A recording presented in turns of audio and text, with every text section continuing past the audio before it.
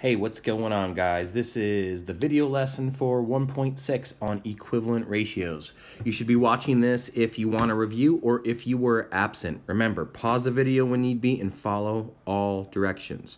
So, equivalent ratios are a lot like equivalent fractions, which you're going to see. So I'm going to show you two different ways through example 1 and 2, and then we'll have you try different ways for A and B. So let me zoom in and get started. So in example 1 and 2, the directions say to determine if each pair of rates is equivalent. Now remember, equivalent means equal. Explain your reasoning. All right, so let me show you one way to do problem 1. So the first way I'm going to show you is what we call find the unit rate. Now remember, the unit rate means the denominator is going to be 1. So we're comparing two ratios here. The first ratio we're comparing says 20 miles in 5 hours, and we're comparing that with 45 miles in 9 hours, and we want to see if they are equivalent. So I'm going to find the unit rate for both. So down here, 20 miles in 5 hours, I write it like a fraction. Remember, to get the unit rate, you divide the denominator by itself, and that's going to get 1, which makes it a unit rate, so 1 hour. Then I have to divide the numerator by the same thing. And that's going to get me 4 miles per hour. Now I'm going to do the same thing over to the right with 45 miles in 9 hours. So I'm going to divide by 9 to get that to be a 1, and divide by 9 to get that to be a 5.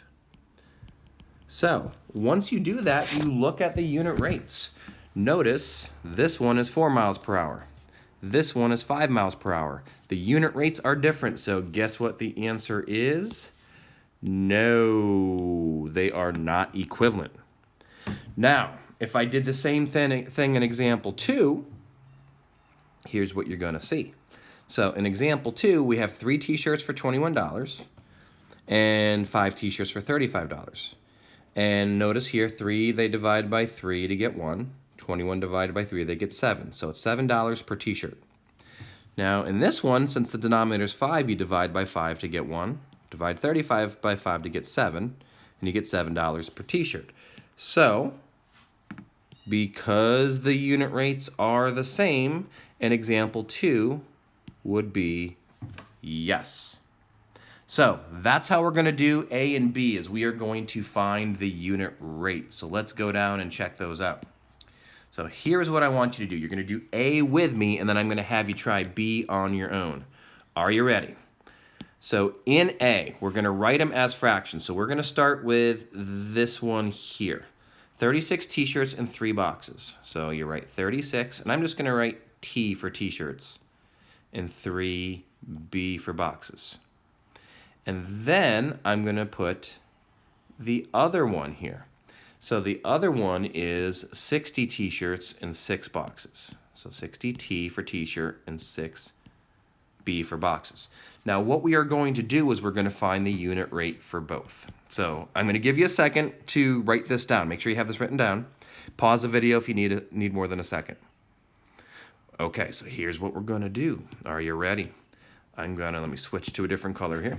I'm going to divide by 3 to get this to be 1 box. So that makes it a unit rate, and divide by 3. And 36 divided by 3 is 12. So for A, the unit rate is 12 t-shirts per 1 box. So let's do the same for the red one. So I'm going to divide by 6 to get 1 box, and I'm going to divide by 6 to get 10 t-shirts. So in this one, I have 10 t-shirts. So check these out. Is 12 t-shirts per box the same as 10 t-shirts per box? Absolutely not. So for A, the answer is no. They are not equivalent ratios or rates. So now here's your job. You are going to do problem B. So what I want to see in problem B is you're going to write these as fractions. You're going to change them to the unit rate so the denominator is 1. If the unit rates are the same, yes, they're equivalent. If the unit rates are different, no, they are not. Okay, pause the video now and go ahead and do B. When you're done, restart it and we'll go over it and we'll see if you are right. Go ahead. All right, did you do it already before you're watching it? Because we don't want you to go over this unless you tried it. So right now, I have both rates written as fractions, and I'm going to change them to unit rates. So remember, you always divide by whatever the denominator is, and that will get you 1. Divide up here by the same thing, and that gets us 6 flowers per vase. So now we're going to do that over to the right. We're going to divide by 9. That will get us our 1 vase. Divide by 9. That will get us 6 flowers. So this is 6 flowers per 1 vase. Because they both have the same unit rate, here's what that means. That means that, yes, the rates are equivalent. Okay? Now, let's go on to the next page. In the next page, in example 3, we're going to see the same thing, but it's going to be more of a real-world problem rather than just showing you 2 rates. So check it out here as I go over it. So it says, Felicia read the first 60 pages of a book in 3 days. She read, let me zoom out for a second so you can see the whole thing. Okay, she read the last 90 pages in 6 days. Are the reading rates equivalent? Explain your reasoning. We haven't really been explaining, but maybe we will for this one. So again, they took, I'm going to do some highlighting here so you guys can see. They took, oh, you might be able to hear Lizzie scratching on the door to get out. They took this one, 60 pages of a book in 3 days, and they wrote it as a fraction. Okay, see it there? And then they took this one, 90 pages in six days, and they wrote that as a fraction. Then they changed them to unit rates. Divide by itself to get 1, divide by 3 to get 20, divide by 6 to get 1, divide by 6 to get 15. So here's how they wrote it, and they explained it. We'll circle it and we'll talk about it.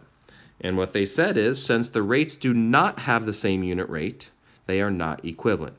So Felicia's reading rates are not equivalent. Now, if I were explaining it, I would only say, no, they are not equivalent because the unit rates are different. You don't have to write so much to get your point across. All right, so here's what we're going to do. We are going to go down and we are going to have you try C. Now, remember what I want to see for C. For C, and you have lots of room in your workspace over here, I want to see you write both of these rates as fractions. I want you to change them to unit rates, and then I want you to tell me if they are equivalent or not. So pause the video, do problem C all by yourself, and then restart it. By the time you're done, you should have an answer written on this line, yes or no. Go. All right, how'd you do, guys? So let's see. I have the 2 rates written right here as fractions. It makes it so much easier to do it when they're written as fractions. So I'm going to divide by 5. That's going to get me 2 bracelets for 1 friend. That's that unit rate. Now for Jen, I'm going to divide by 4. That's going to get me 3 bracelets per 1 friend. So the question is, are the unit rates equivalent? And the answer is no, they are not equivalent because the unit rates are different. All right, so finding the unit rate is great if you have nice numbers that work that way. But what if you have crappy numbers? So let's show you another way you can do it. All right, in example 4, and then I'm going to show you a shortcut because you might like the shortcut better. So check this out. It says determine if the pair of ratios or rates is equivalent. Explain your reasoning. So they have 3 free throws made out of 7 attempts versus 9 free throws made out of 14 attempts. So I'm going to write it down here. So imagine, oops, I guess I need to turn the pencil on. 3 free throws in 7 attempts. And the other one is 9 free throws in 14 attempts. Now, why don't we just do it the way we've been doing it? Well, let me show you what happens. If I were to divide by 7, that's easy enough. I get 1 attempt, right? But 3 divided by 7, I'm going to get a decimal, non-repeating decimal that goes on and on and on. So, but I mean, honestly, if you're using a calculator, you might be able to figure it out. So because 3 doesn't divide by 7 so easily, this isn't the best way to do it. So let me show you another way the book says. And you might like this, you might not. So here's what the book is saying. We are going to see if what you do to make this denominator is the same thing you do to make this numerator. either multiplying or dividing, so check it out. I know 7 times 2 gets me 14. I know 3 times 3 gets me 9. Now, you see how what I just did is different? Times 3 times 2? That tells me, no, these rates aren't equivalent. Okay? If it worked out, what you would see is you would be multiplying them both by times 3 or both by times 2. Then they would be equivalent. Now, if that makes sense to you, you can definitely do it that way. But are you ready to see kind of a shortcut? I think you're going to like this shortcut because this shortcut kicks some serious butt.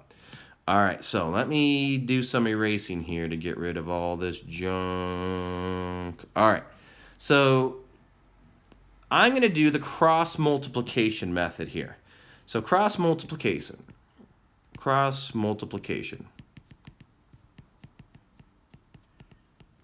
Okay, and I'm going to write these as fractions, and I'm not even going to label them this time. 3 out of 7 versus 9 out of 14. And I'm going to multiply diagonally. And you could use a calculator for this. So I'm going to do 3 times 14. And when I do that, I get 42. Now I'm going to write that here. And then I'm going to do 9 times 3, which is, 9 times 7, and that's 63. And I'm going to write that number there. So the question is, are these numbers equal? No. So guess what? Neither is the rate. Now this way works for all examples, so you can just multiply diagonally and see if the numbers are equal. So I actually like this way better because it's quick. All right, let's go on to the next page. And I'm going to show you that for example 5, and then I'm going to have you try problem E. All right, Lizzie, stop scratching the door because I'm not letting you out until I'm done with the video. So be a good girl over there. Sorry about that. All right, in problem 5, are you ready? Now by the way, let me pause it real quick. All right, so let's start by reading this problem here. I erased some stuff in the example so it doesn't confuse us. It says, Selena is comparing the cost of 2 packages of DVDs. A package of 6 DVDs costs $90. A package of 3 DVDs costs $45. Are the rates equivalent? Explain your reasoning. So we have, notice they wrote them as fractions. I'll do the highlighting again so you can see them. 6 DVDs, $90, that's here. And we're comparing that to 3 DVDs costing $45, and that's here. And now I'm going to show you 2 different ways to do it. Here is one. This is the way the book taught you. So the book showed me that if I do 6 divided by 2, I get 3. 90 divided by 2, I get 45. Because I'm doing the same thing, that means, yes, they're equivalent, right? But remember my cross multiplication trick. So let me get rid of this junk. And now let me show you how that works. So first off, I would cross multiply this way, and I would do the 6 times the 45. And remember, you can type that into a calculator. And if you do 6 times 45, you get 270. Now I'm going to do the same going this way. I'm going to do 90 times 3. And if you do 90 times 3, I get 270. Notice that these numbers are the same. That means it's equal. So I like that way better. All right, so here is your job. You are going to do problem E. This is the last one you're doing me. Do it any way you want. I can tell you I'm probably going to do the cross multiplication like I just showed you when I go over it, but you do it any way you want. Remember, the question is going to say, are the ratios equivalent? And you don't even have to explain your reasoning for this. Okay, pause the video, do E, go. All right, how did you do on E? So I'm going to read the problem. I hope you have yes or no written over here. Let's see what you got. It says, Mrs. Jeffries has 12 girls out of 16 students on the student council. Notice I wrote 12 girls out of 16 students as a fraction. The Earth Day committee has 4 girls out of 8 students, and I wrote that as a fraction here. Are the ratios equivalent? So I told you I'm going to cross multiply, so let's see how you do. So remember, to cross multiply, I multiply diagonally, 12 times 8. And if I do that, I get 96. Now for the other direction, I'm going to do 16 times 4. And if I do that, I get 64. So are 96 and 64 the same? No, they are not. So that means your answer is no. All right, so that's it for me for this. If you are absent, you may have more work to do depending on what your absent sheet says.